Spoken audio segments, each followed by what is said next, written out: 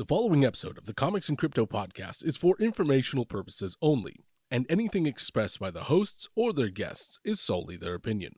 This podcast does not constitute financial advice, and anyone wishing to invest should seek their own independent financial or professional help.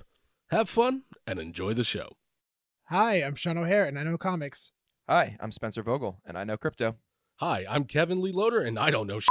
This is the Comics and Crypto podcast. Comics and crypto, crypto and comics, collectors world in a digital age.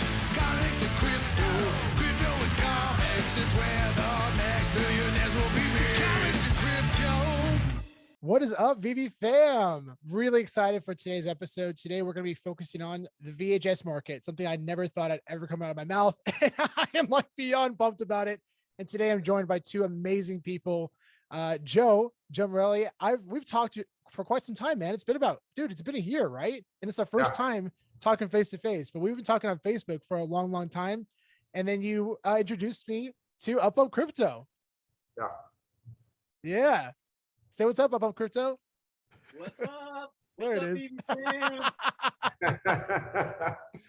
What's So up, we BB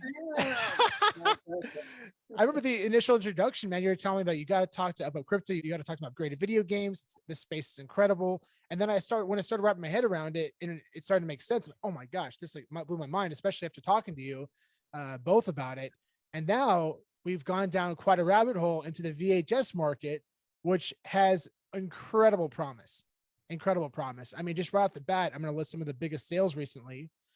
Top Gun VHS, a high-graded VHS tape, sold for $17,500. Karate Kid, $22,000. Jaws, $32,500. Back to the Future, the first film, $34,500. Goonies, $50,000. And then, to my knowledge, this is probably the highest sale to date. Back to the Future, the first tape, $75,000, which was actually owned by Thomas F. Wilson, which is very interesting. And I'm going to circle back on that. Past ownership could play tremendous value in the collectibles market. But yeah, I mean, these are big sales. And to say that we're not even we're the very beginning of this. I mean, like not even the very beginning. So first and foremost, like what's going on here? Like, why is this happening? Why are people investing into these VHS tapes? So when I first started, Jason and I started talking, and obviously with his history of video game collecting, like originally, I'm an 80s kid, and I started collecting my cards, my comics, and, they were just mass produced. And so were VHS. But where Jason's expertise really came in was like, we want the sealed games because, and he could probably talk more about the psychological part of why the video games, but it's a majority of it is nostalgia. So then all of a sudden, you see these sales, right? Of these, and it's like, are things skewed? Is like someone manipulating the market here? But then you see Tom Wilson, Biff, and it's like, all right, even though he's an asshole, like as Biff, the guy's, he seems like a pretty legit guy. So I started thinking, and I go, I've loved movies since a kid. My family owned a video store in Long Island before Blockbuster. I got into acting in 2012, and I'm like, why are people like, just thinking about all this stuff that we see, like between the comics, the video games. And I started sitting there and I go, man, it's the story, it's the nostalgia. And VHS revolutionized the ability to sit at home and we could actually bring the movies to us, just like Nintendo, the games. So Jason, you want to piggyback on that?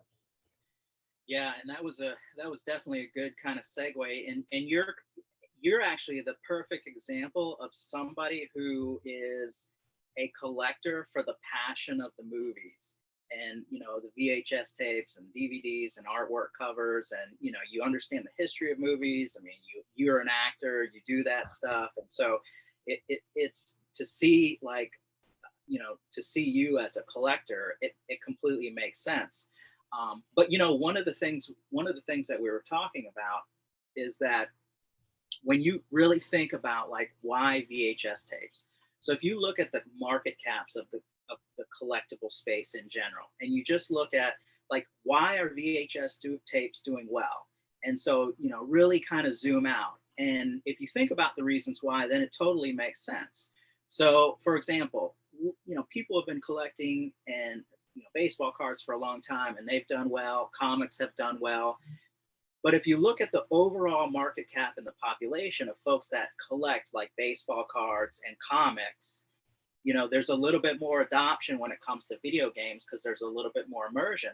But then you look at like, why VHS tapes? Well, if you look at how many people grew up watching movies, it was everybody, not, and you look at it from a macro perspective. So look at this globally.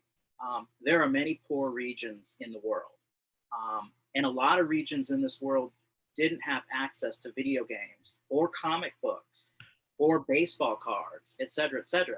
But even if they lived in a small remote village, that village had a TV or a screen, et cetera, somewhere, and they were getting together and they were watching movies. And they may only have like 5 or 10 movies to watch, but they grew up loving those movies. And so when you look at it from an adoption perspective, it completely makes sense why VHS tapes, why movies. And I think kind of music is the next, segment as well. That's interesting. Yeah, it makes total sense. I mean, very much like video games, you have an opportunity to invest in some of your favorite things as kids. To your point, Joe, it's definitely nostalgia and pop culture. And that's where a lot of these collectibles, that's the core foundation, right? Is nostalgia and pop culture. It's the story, maybe it's like, what pulled at your heartstrings, what gives you escapism, or, what, there's many reasons we watch movies, right? It's like, I just said it, like, you get escapism, or maybe you can parallel to like Forrest Gump. You've gone through some like trials and tribulations in life, and whoever wrote that movie, not only does it maybe gives you some escapism, but you go, hey, there's loose truth in here and I'm not alone. And love it. We'll come back to that. Right. But that's it though. And think about not just Tom Hanks, winning his, I think it was his second Academy Award after Philadelphia. The score, the music, I think it's Alan Silvestri. That soundtrack is amazing. So it's like all these things, like, this multifaceted artistic approach of, the cinematography, the score, the director, the actors, and just the execution all alone. And it's like, you think probably like, I'm gonna ask you guys, okay, so you brought up Forrest Gump, but I just want to say, do you remember when you saw Forrest Gump? First time? Yeah, I do. 100%. Yeah. The crazy thing is, when you look at the movies that you watch, you can probably remember 50 movies that you watched for the first time because they are ingrained in you if you love them. And there's such mass appeal with that. And so it does bring back a huge sense of nostalgia. Yeah. It's something that's like, to me, and I know it's like subjective, but it's like, to me, it's just kind of priceless to have those moments to go back and you go, wow, I remember that. And it's like, then you think about like, what year it was, where were you? And like, how many things can really do that to you in your life? And that's why I think it's, you want to go after we can get into it later, but it's like, nostalgia is priceless. Yeah, 100%. So, and when you start investing in this space, right, when you start buying things, are you looking at it as a collector? Are you trying to potentially get ROI for this as an investor? And if so, like, what are your strategies? Yeah. So, kind of both. And VEVE's taught me a lot because I haven't, I think I got into VEVE last year, and Jason got me into it, and very, very thankful, because then it all of a sudden like just reminded me what I did as a child. I'm like, man, I messed up a lot as a kid. And, I wished I'd, gone after those Jordan rookies, like, right. And versus buying like 1988 score baseball cards, which are mass minted. So with VEVE, kind of what it taught me was, IP is gold, like your Star Wars, your Disney, Pirates of the Caribbean, et cetera, like, your Forrest Gumps, your ETs. And then it's also like, okay, so to answer your question, both investor and collector. So my strategy when I first started was kind of like, I use VEVE as an example. I'm going after Star Wars. I love Star Wars. So I know I can't get that, whatever, it's like the 1982 gray tape head that sold for like 60 or 70,000, but I was like, if you can't get the first, so I'm going to go after the second. So I bought 2 Star Wars. I think I got an 84 print with the white CBS watermark. And then I bought a blue watermark 84. And I sat there because I was like, I want one for me, and then one, hopefully like hold it when the time's right to sell it. So I look at it as both, like kind of like, do you, but also, you want to make money on this too, right? I mean, you can't just hold forever, or I guess you can if you want to. Yeah, I'm the same with what Joe said. So both, it's easier for me to, well, I guess not really easier. I tend to collect a lot of different random things just because I've been in the collectible space for so long, and you just tend to accumulate a lot of things. So let me give you a little history on kind of VHS tapes from what I've seen. So you have folks that have these massive VHS tape collections, and they weren't collecting for the monetary value at all. And so I know a lot of, you see these massive sales, these these $20,000 sales for graded VHS tapes, but there's actually been a market for VHS tapes for decades. Now, the vast majority of the market has been very minuscule. So a lot of these folks were collecting just as a pure collectible. They weren't really collecting to flip them, or because they were going to be worth $1 million in the future, at least not a lot of these. So you see a lot of these massive collections out there. But with that being said, there have always been a lot of very rare VHS tapes that actually sell into the multi-$1,000 range. But a lot of these tapes are, tapes that folks have never heard of them, mostly in the horror genre, horror category. There's some VHS tapes that float around that might not be very, I don't want to say not popular, but they're not well received, well liked, let's just say. And so and they're super rare. They're very expensive. They're controversial. Let's just say that, controversial VHS tapes. So there's a lot of those. And some of those sales in the past, like, we're talking about hundreds and thousands of dollars, even 10 or 15 years ago. So there has been somewhat of a market, but most of the market has been like very minimal. I will tell you, probably up until maybe like 3 years ago, 4 years ago, you could get VHS tapes for free from anywhere. There were so many sources where people were trying to get rid of those VHS tapes. And so actually I've got a storage unit full of just collectible stuff that I have. And I know I've got a few thousand VHS tapes, and I wasn't buying them because from an investment perspective, it's just a lot of times when you go buy collectibles, you buy like a whole room full of their collectibles, and it happens to have like 200 or 500 VHS tapes, and so you kind of accumulate that stuff.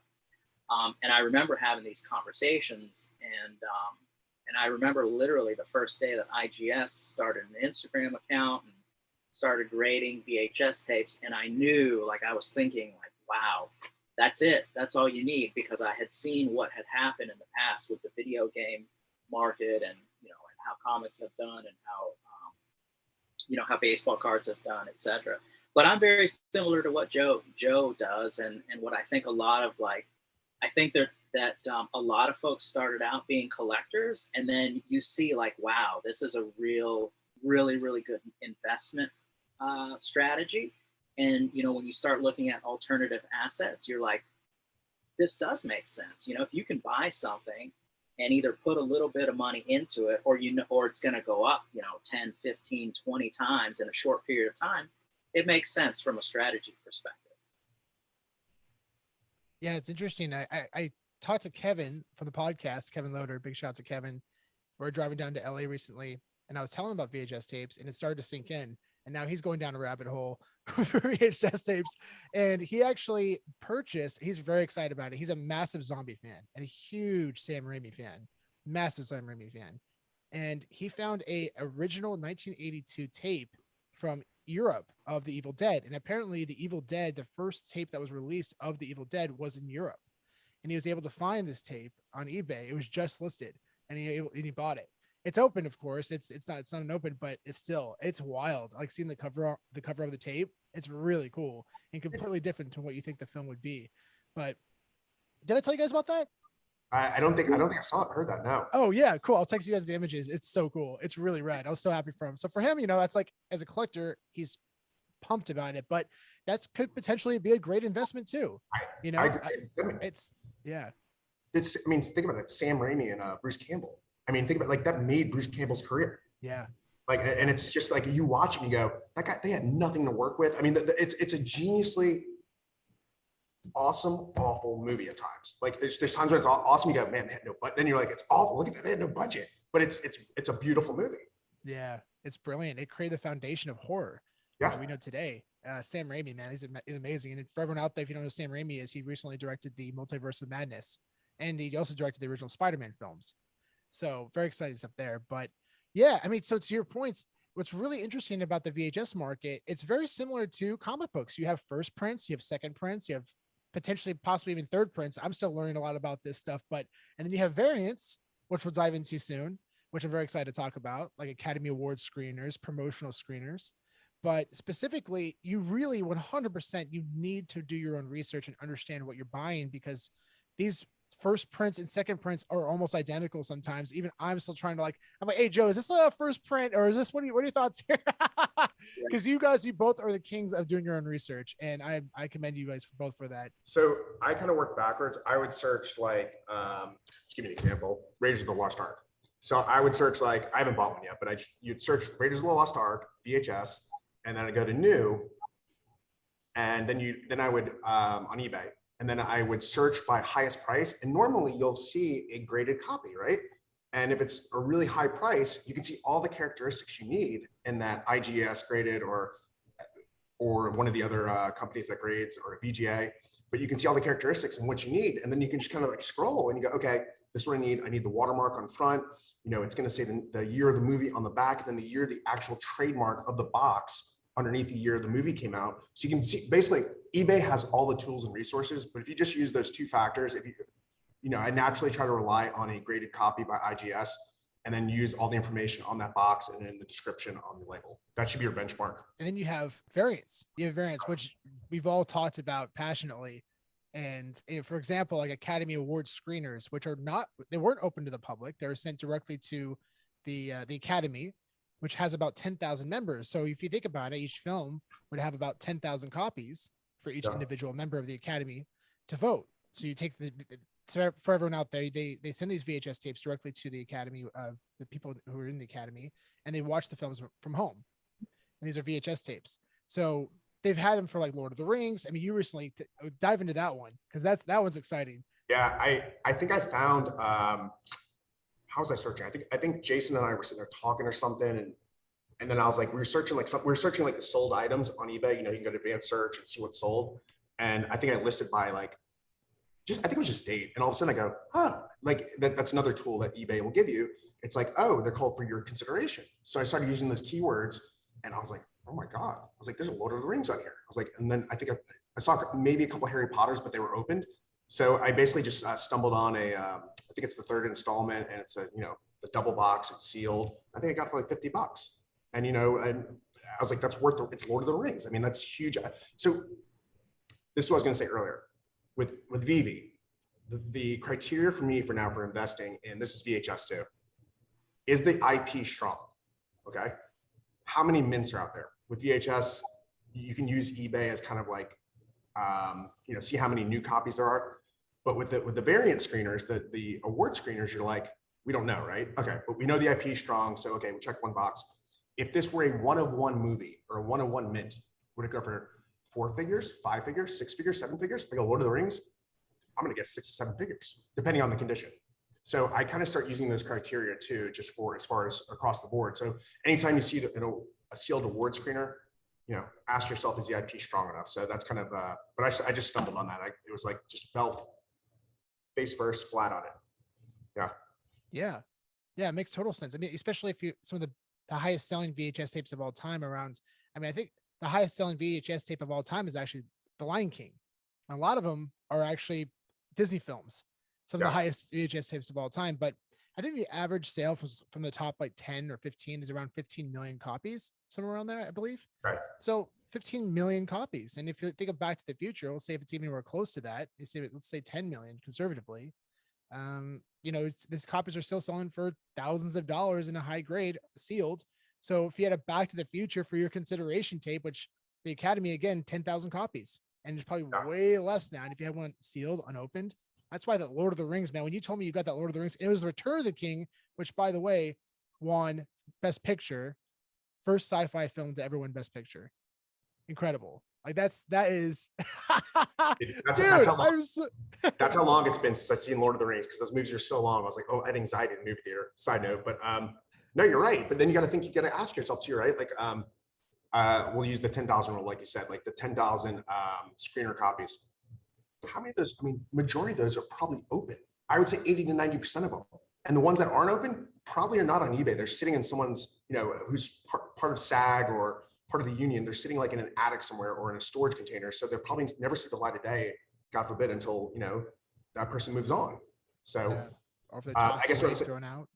yeah, like no one, it's just the same principle. It's like when I asked Jason about the video games, I was like, he's like, I started collecting to collect. And I'm like, so it's the same principle here. And, you want, the scarcest version. Well, to also add on to that, people don't realize that these things were really expensive. So when a VHS tape first came out, VHS players were like $1,500, $2,000 when they first came out. These VHS tapes that people can find at Goodwill for 50 cents, those tapes might have been $40, $50, $60. So when you start looking at some of the old media when they first came out, like laser discs or original CDs or original VHS tapes, these were not cheap. So, if you're going to go to the store and purchase a Star Wars VHS tape back in the early 80s, you're not going to purchase it with really the intent of not utilizing it. And so there is a scarcity factor that plays into the unopened factory sealed VHS tapes. And so you've got this nostalgia. And then you also have to think there's a lot of time that has passed since VHS tapes started coming to fruition. And so you think, wow, this has been, this made it factory sealed in this condition for, decades and decades now. And so that's really impressive. And then the other thing that I really like about, the space is, one, it's actually super new. We're talking about just a couple years. And so, the sales are already doing well. The vast majority, I would say that 99.999% of the population has no idea that VHS tapes are skyrocketing in value and why they would even skyrocket in value. So there's a lot of room for adoption there. But like when you look at the movie industry, especially the VHS market or DVD or just the movie industry in general, it appeals to everybody. And I don't mean like just generally. Somebody is going to like movies that I can't stand or I think are dumb. People are going to, that's their favorite movie, and vice versa. And so, and there's, I don't know, how many movies are there? Hundreds of thousands? Or I don't know. And so there's like a massive appeal, and it's appeal to everyone. And so, and there's, like you stated earlier, there's so many different variants, which people love to collect variants. There's so many different categories and genres. And I mean, there's so many reasons why you would collect. You might collect because you love Tom Hanks and you want to collect all Tom Hanks movies. You might collect because you love Batman and you collect Batman things, whether it's Batman, figures, Batman movies, Batman comics. And so if you're a movie, if you love music, there were a lot of VHS tapes that were released that were music related, a lot more than now, because back then you weren't able to get on YouTube or Spotify or, any other type of Sonos and play music. You had to buy the tape or the CD or if you wanted to watch. I mean, there was MTV, but like, what if you wanted to watch videos? And so they released all that. So it appeals to a lot of different people.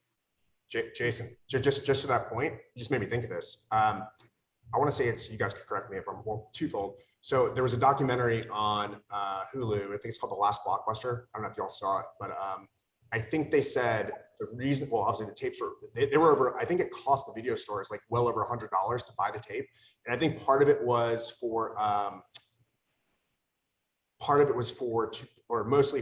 to prevent dubbing, making copies. And then B, I was just thinking about this. We didn't have, I think it was like 85. I remember we rented it at my uncle's house and it was like 15 minutes long. and you had to sit there and rent it in order to watch it. And it's one of the biggest music videos of all time. So it's, you know. Yeah, and look, you totally remember that, and it's, you know, how many years later, and you're like, I remember doing that. I couldn't even sleep that night. I was so scared. I was like, and so, but imagine like how awesome it is if you're like, wait a minute, I now have the original factory sealed copy of it, and I sent it off to VGA or whatnot, and you're like, oh man, it just got a 9.8 grade. You know? Yeah. So, but you made a good point. Sorry to interrupt you. You made a good point. You said, like, you know, talk about what you told me about what, you know, rich people, like, art is a talking piece, right? Remember, and then you said, hey, these are the same things. It's a different form of art. Oh, 100%. That's the cool thing about you know, the kind of the movie space. And so I think there's a few, when we were talking about that, there's a couple things that I think are from kind of a mass adoption perspective. And one is the movie industry, and two is the music industry. And there are a lot of collectible things that are wrapped around the music industry and the movie industry, but like we can't all afford the ruby red slippers, or we can't all afford, you know, a signed guitar from, you know, Buddy Holly or whatever. And so when you look at like collectibles and stuff, you look at folks that are putting their passions into a collectible, one, and two, you're also looking at folks that are looking at it from an investment perspective. And the really, really wealthy people that want to, you know, put their money into alternative assets, besides like gold and silver, et cetera, but a lot, you know, they put it into art pieces, artwork. And, you know, and that's something that they've done for a long time. And you look at some of those type of assets and you're like, and you start thinking like, you know, books, I kind of put books and artwork in the same kind of collectible. If you were to do like a pyramid structure on collectibles, I kind of put books and artwork in the same space. And I put movies and music at the top of the pyramid, and it's not there yet. So if you talk to a collector and they're like, oh man, there's just tons of money in music and movies. There is, but not in the concept that we're talking about. But I put it there because it can be the tip of the spear or the top of the pyramid for that reason. And so I think, like, you know, just the general population, you know, can go out there and start looking at things like laser discs and Betamax tapes and CDs and VHS tapes, and start looking at it above and beyond just a collectible, but as an investment as well. 100% agree. And to add to your point, it's both your points. As truly showing it off as an art piece, when you get it graded by IGS or VGA, or was it VHS DNA now? Yeah. It looks like a piece of art. I mean, very much like WADA. You have it on your mantle, and it's beautiful, and they have descriptions on it, and it's really, really cool. I'm actually really impressed by those displays cases that they present them in. They're very cool. Yeah, I agree. It's just it's a universal talking piece that also means a lot to you, and it's like it's just, I keep going back to it, but it's priceless because it's such a commonality that we all have universally, and it's like what Jason said, regardless of how you grew up financially, you've seen a movie. Yeah, you've watched a movie, you've had those feelings, and to me it's just a beautiful thing. So even if I always told myself, I was like, you know, risk reward, right? But even if this stuff goes to crap, I'm like, hey, I got the stuff I love, and I can look at it and bring worst case scenario, it just brings back memories, and you know, you can't argue with that. So that's a wonderful perspective. And yeah, I mean, it's so funny. It was fun watching Kevin his reaction initially when I talked to him about graded video games, because at first he just couldn't process it. And then when it clicked for him, he's like, oh, this makes total sense. I get it. And I'm loving it. And now VHS tapes too. At first he's like, what? That seems bizarre. But now it's like, I mean, he's a massive movie guy. Kevin's a, you know, really talented director and visual effects artist. And yeah, that's how we met. I mean, we've been filmmakers for over 10 years. Like yourself, Joe. You all, I love it. Yeah. Yeah. You guys will love this. So I sold, and I told you both, I sold like a Donkey Kong hat from like 1985, graded by WADA. And we did, just put it this way, we connected on eBay, and we did the transaction offline. Okay, just in case you so, dude, I know, dude. We were like doing like You were the only one who sold that. eBay's. I've never done that. I know. But anyways, but the point is, I sent him. We just started like bantering back and forth, and I sent this guy. I think he lives in upstate New York. I started sending him some of the pictures of like heritage auctions, and he emails me. He's like, "I never thought of this," and he's got an Jason. His video game collection is like probably up there with yours. And he just emails back. He's like, I just swept the floor on eBay with all these VHSs. But I was like, I know. And I started just laughing. I go, but he gets, like, I don't know what he bought, but I know based on what I saw, I was like, he just gets it. And he was like, anyways, we haven't spoken since, but I just found it really impressive that all of a sudden it just clicked in his head. And he sent me that email. And I go, holy crap. I just swept the floor. Is he VEVE? Sorry. VEVE term. He probably didn't say that verbatim. Yeah. He didn't say that verbatim. That was probably just Tell him about Decon on VEVE. He needs to sweep those floors. Yeah. Just wait for MCP. Would you like weapons racks? God. So what are your strategies? And as far as, I mean, there's so many, I mean, there's just so much to look at and so many films out there. Like what are your strategies to invest in this space? I mean, for me, like I just look at things that I love, like films that I grew up with that I love, but also that I anticipate having a great ROI given the IP, right? Yeah. But I'd love to hear your guys' strategies. Yeah. Do you mind if I show you two? A couple that I bought. Let's do it. Yeah. Right. So start off with the classic, which we've all seen. E.T. VHS. Amazing. Right? So you can go, I can look on back and it says 1982, the movie came out in the theater. We know that. Because I don't think the VHS, I remember this, like, I don't know if y'all remember, like, I think it was like 88, 89, they finally released it on VHS. And I don't know what the reason was. But you can look, yeah, 1988 MCA home video. And then it's got the watermark. So obviously, for me, still remember seeing the movie in the theater with my mom. I asked her after the movie, I'm like, why didn't E.T. come out and sit with us? I thought this stuff was happening. Yeah, I was disappointed. Amazing.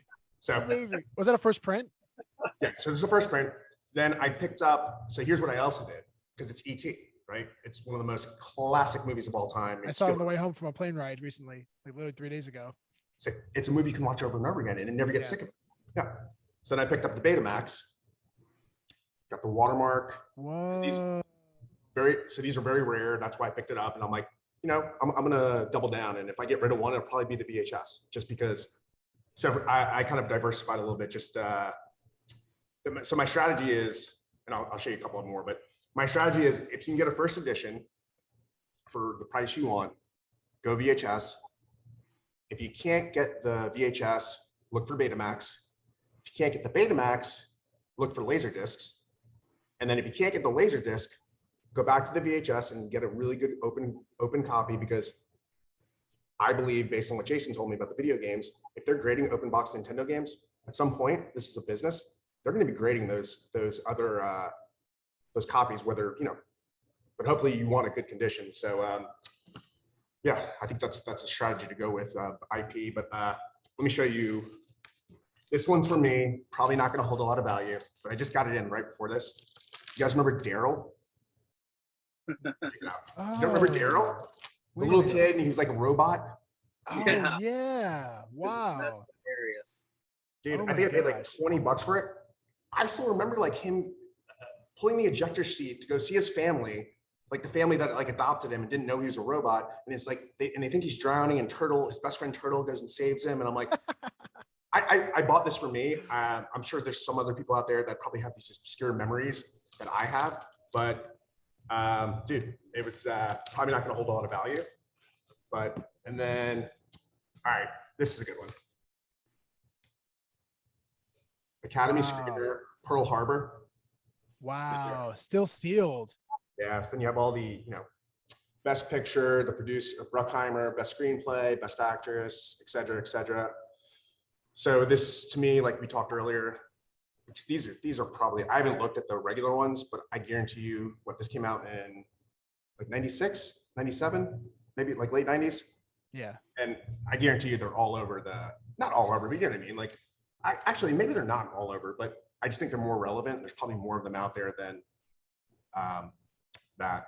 And then, And just to further clarify those Academy screeners to everybody, on the back, it actually, so these were given to the Academy members so they can review the film. And on the back, so if you show the back of it, Joe, it has for your consideration tag. So like best director, best actor, best editing, and it shows the names of the people who worked on these films. Basically, this is a push to try to get Academy Award wins to the Academy members, which is really cool. I actually think there's here in Georgia, you don't have to be SAG or right to work state. So I can join the union, but I mean, there's no reason to, because you still get the same auditions anyway. And where I'm going with this is, so I don't get the screeners, but what I've seen is, I think, and just don't hold my my feet to the fire, but I think you have for your consideration that first go to the union members to promote, hopefully them guiding a nomination. Okay. And then if you get a nomination, I think then there's actually another copy that actually go for the Academy Award members. The ones that actually go to the Academy Awards. I could be wrong on that second part, but I've seen different variants and I'm like, wait, why is this one different? And that's the only thing I could think of to explain why. That makes total sense. So the ones that you said, it says like an award screener, and another one says Academy screener. Some of them, well, they all say for your consideration, but I've seen different variants, if that makes sense. So yeah. I can't tell you. I'm trying to think if I have anything. It's more so on the deep, because the VHSs are a little less relevant. Like for instance, okay, that Forrest Gump that you have, I got that too. I think that was given out. Yeah. I think that was. I mean, look at the box. Yeah. Look how beautiful that box. It's hard to see a little bit, but I mean, I'm saying for the audience, I think that was actually given out at the Academy Awards. Because I mean, they spent a lot of money on that. Yeah, it's really, really nice. It's beautiful. It's really cool. So this one's actually it's opened. I'm actually giving this to a friend of mine as a wedding gift. I don't think he watches my podcast, so I don't think he'll know. But he's a huge Forrest Gump fan, and I'm giving that to him.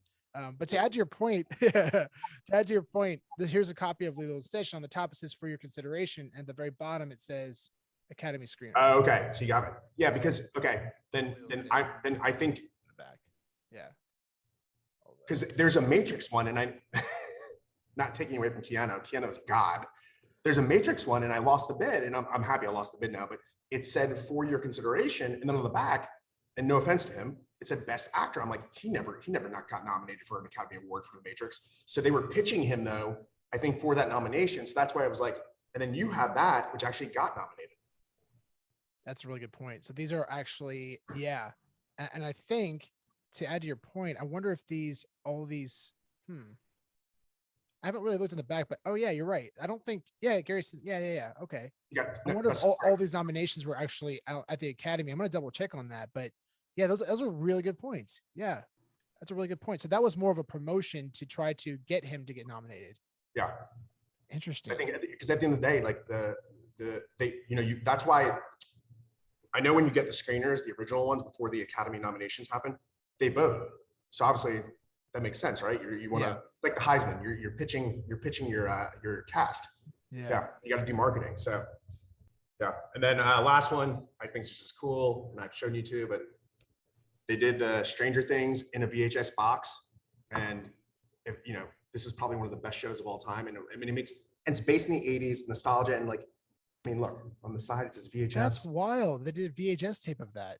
Yeah, and then they have it's very weathered too, so you can kind of it's hard to see, but so this sticker. Remember how they put stickers on the Blockbuster? Remember you'd see a sticker on the rentals.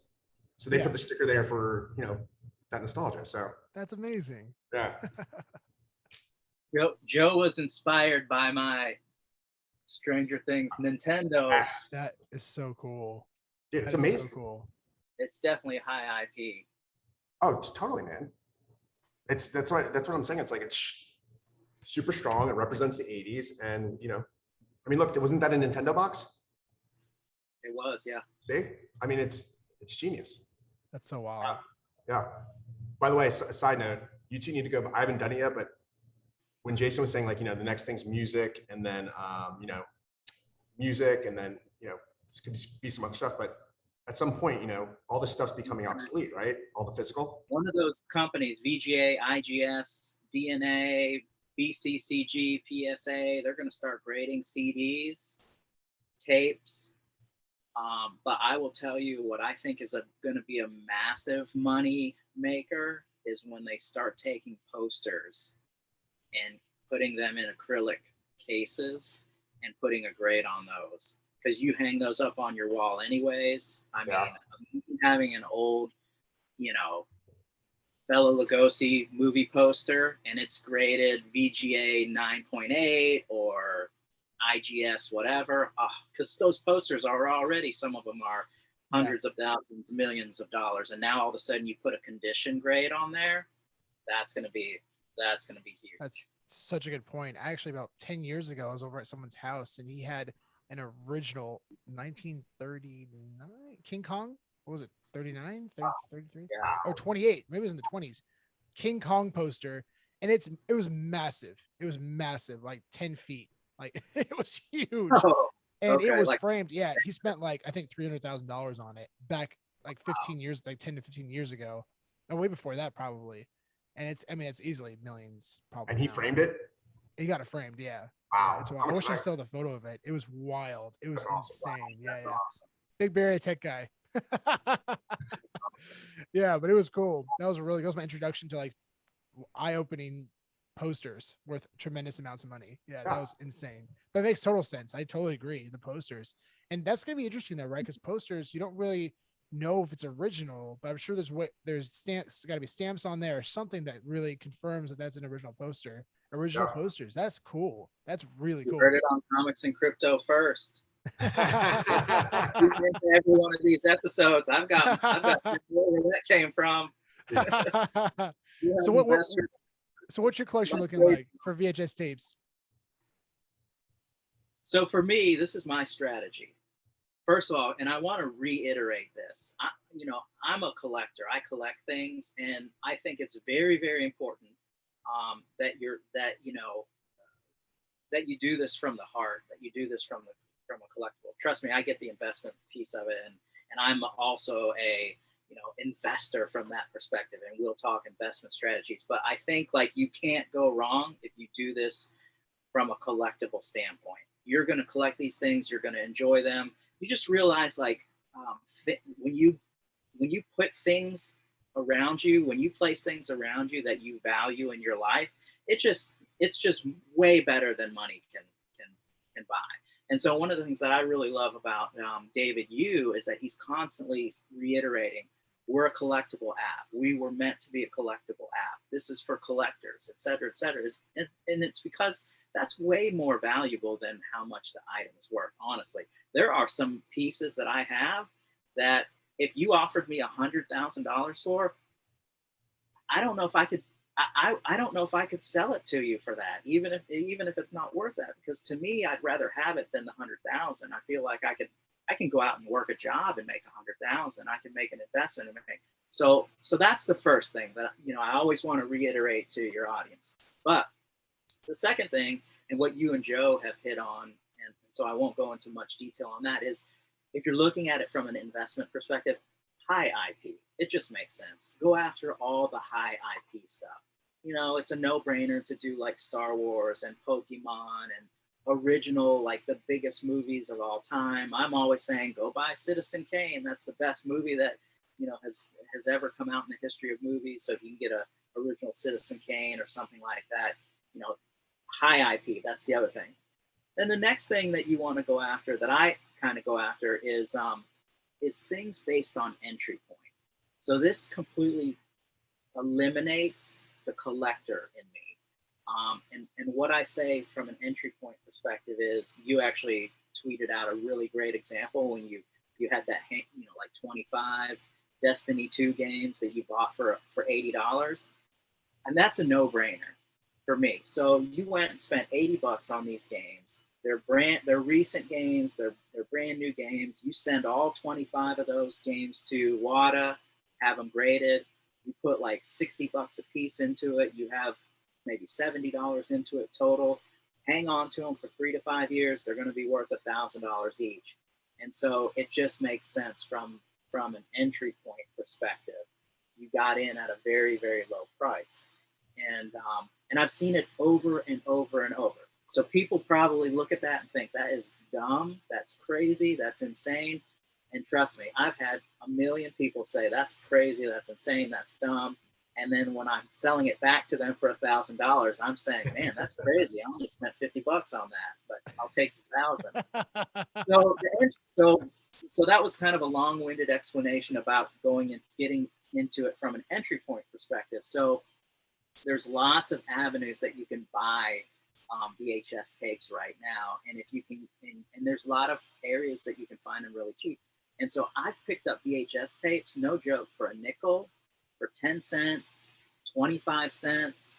So for me, if I see factory sealed VHS tapes that are that inexpensive, I will take a chance and a risk, because like you can buy 100 of them if you get lucky and find the right source. You spend $50, $25 and buy 100 or 200 of them, etc. So when you look at it from that perspective, it's the entry cost. And then the next thing that I look at is also scarcity. And so if you start looking at the scarcity of the VHS tapes, that can also help impact the price to some extent. Now, there's always exceptions to every single one of these rules. But like if you really look at like those 4 things, that'll help kind of guide you. And then I look at it also when we talked about from a macro level. So like when you look at like it from a investment perspective, you have to look at it from many different people's lenses. And so you're like, why would somebody buy this? Why would somebody be interested in this? Why would someone be passionate about this?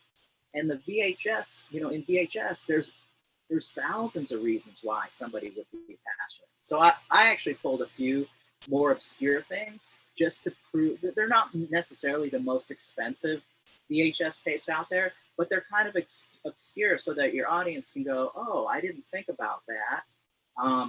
Yeah, I understand why people might be interested. So the first one, this one's really old. This is a factory sealed one. Oh, cool.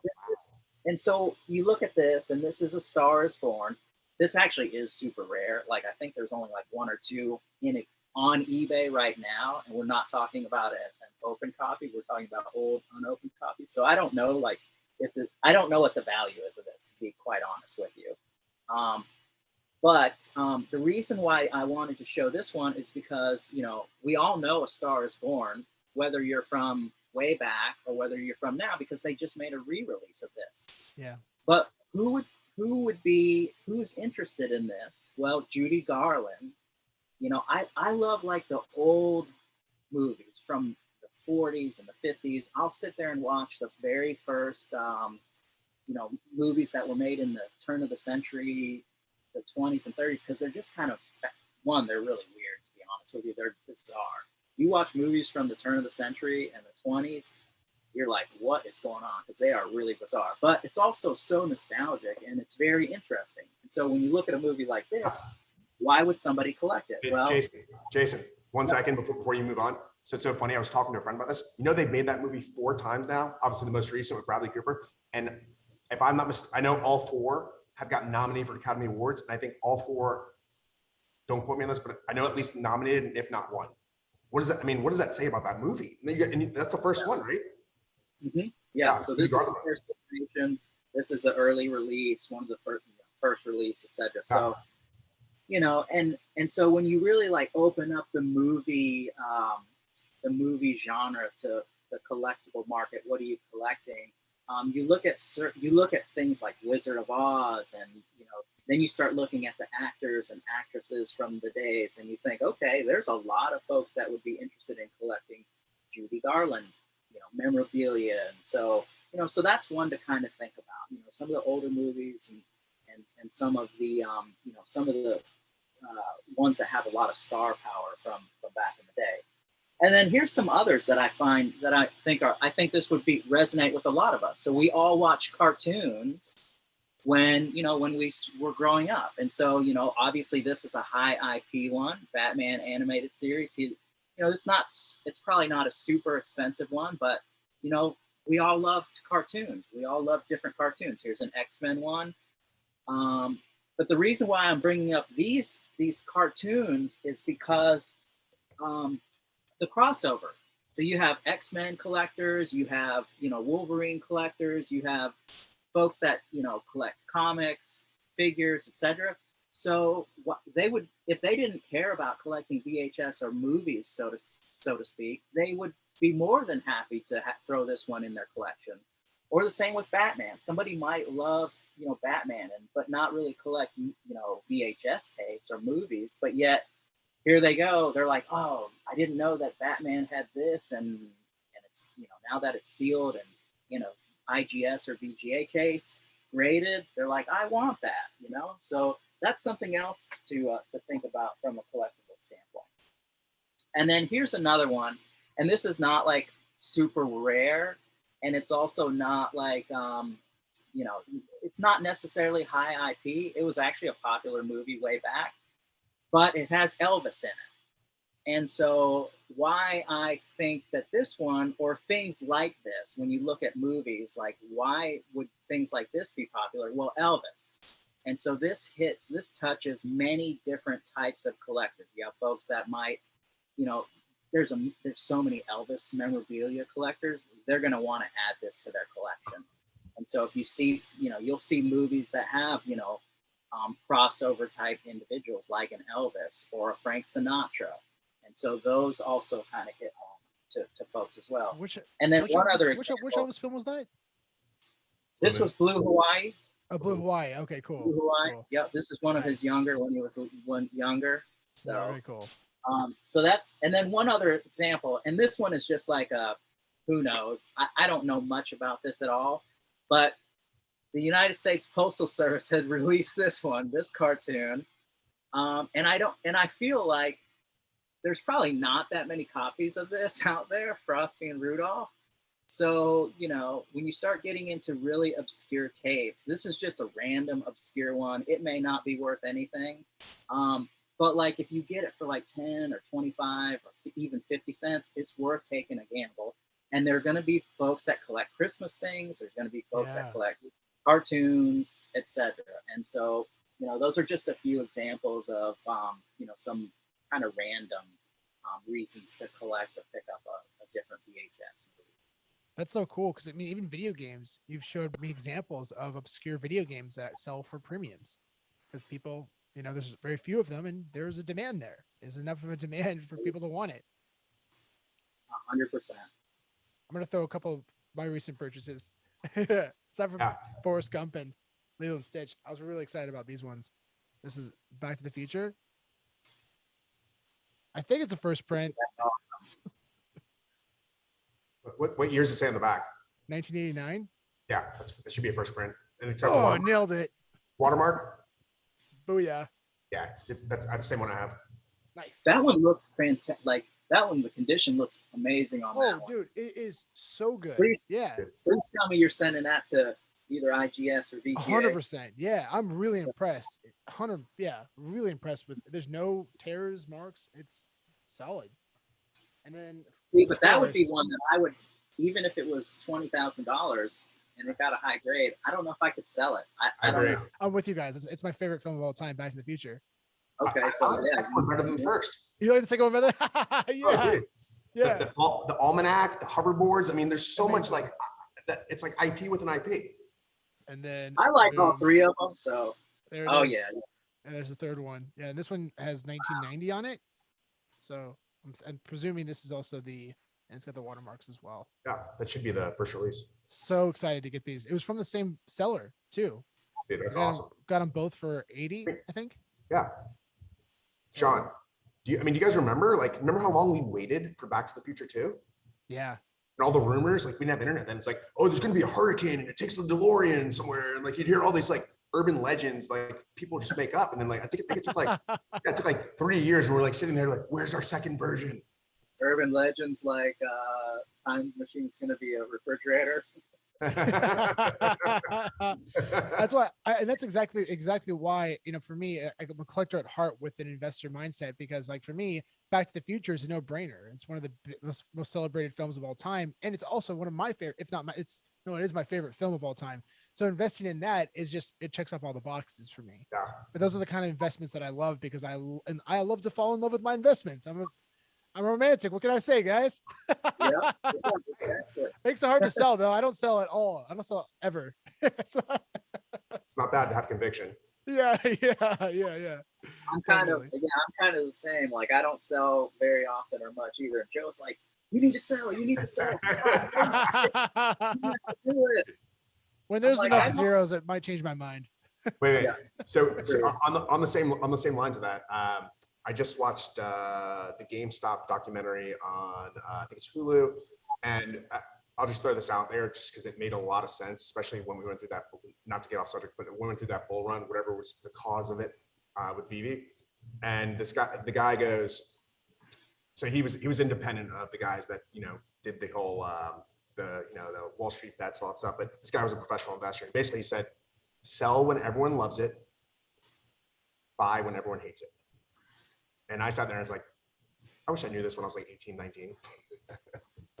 That's such a good point. Yeah. Yeah. I mean, it's just the whole point of red ocean, blue ocean mentality, right? When people are Yeah. fighting over something they really want, it's in high demand, and then you just, that's when you sell. Yeah. But unfortunately, that's when a lot of people, that's the whole, like on VEVE, for example, when things are skyrocketing up in price, that's when they buy into things. I mean, literally this morning I was in a group chat and someone said, "Hey, this comic is going up in value. I'm about to FOMO into it. Should I do it?" I'm like, "Well, why are you asking me? Do you think you should?" Yeah. And if you don't know the answer to that, then you probably shouldn't. I didn't tell him that because it's at the end of the day, it's his, it's an investment. But yeah, it's you got to understand what you're buying into and don't FOMO into stuff, because that's when you get stuck. 100%. Yeah, and you lose opportunity there because things dip, like crazy. Yeah. So It's not But you yeah. sell either. yeah, yeah. Whole asset. So final questions. What are your projections for this space? Where do you see this all going? Do you see the sky's the limit? Do you see? I mean, it's going to take time to get there. What are you guys' thoughts on that?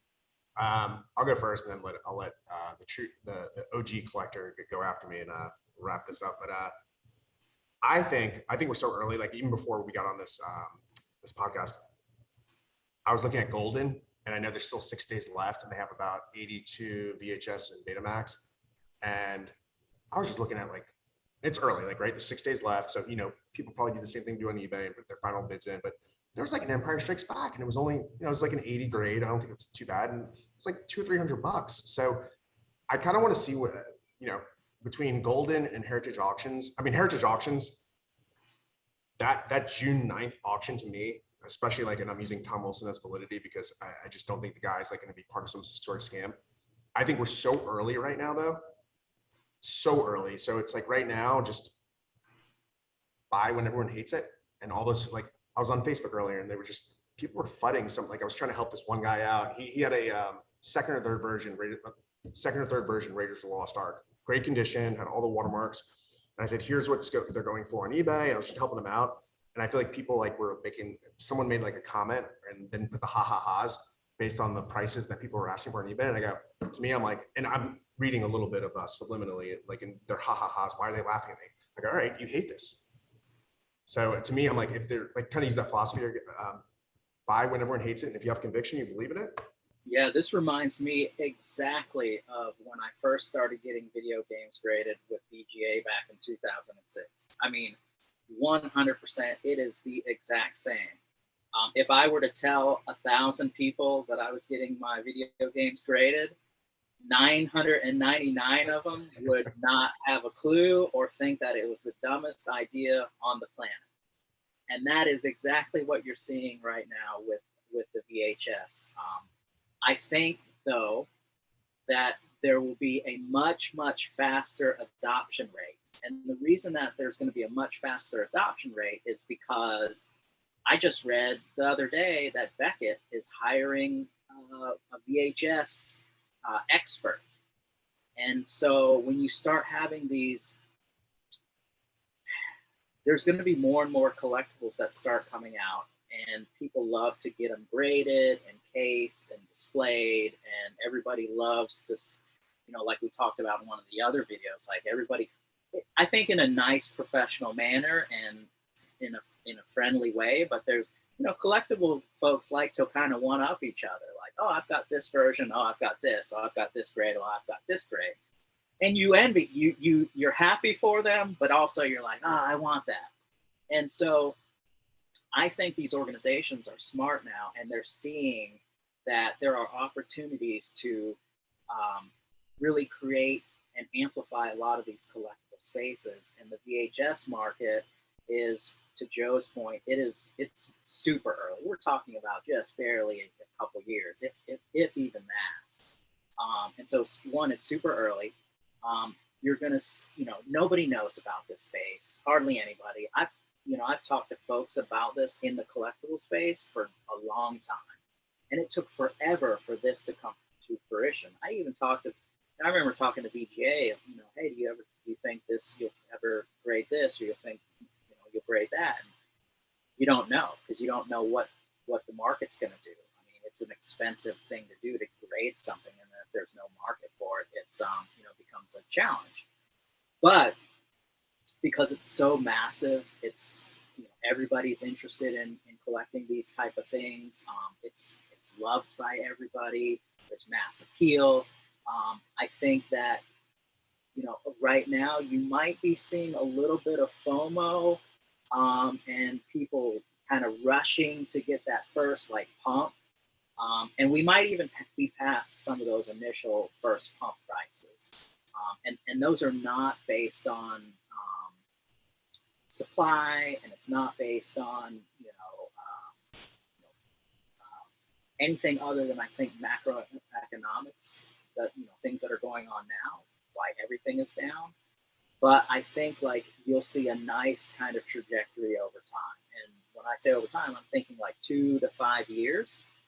You'll see a nice little upward trend, and you'll start seeing more and more people, because what happens is you have these VHS collectors have no idea what a graded anything is. When I talk to people about, hey, you can get your coins graded, you can get your money graded, and it could be really valuable because it's rare. They've never heard of that either, and you've been able to grade coins, money, cards, wherever. There's most of the people that I know do not know what PSA is. They don't know that you can send a trading card off to Beckett or PSA and get it graded, and if it comes back a really high grade, it could be really, really valuable. And so they definitely don't know that in the VHS space. Over time, you'll obviously see more supply, come to fruition. However, because because the market cap in the space could be so massive, I think that even with a bigger supply, it's still going to continue its upward trajectory. Well, I'm so excited for the future of the space. I mean, we all are. And we're definitely going to continue to keep pushing through it and seeing how it develops. And I think the next video, I'd love to talk more about our spec plays as well, things that we're kind of diving deeper into. But guys, thank you so much for joining today. I know this is going to be the first of many videos together. And and Joe, good to see your face finally, brother. Nice to formally meet you. Yeah. Joe Morelli and UpUpCrypto. Make sure to follow them on Twitter. I'll include their links in the details below. Make sure to give them a follow. They have incredible content, and they're just amazing guys. Thanks, Sean. Awesome. Until next time. All right, guys. See you on the next one.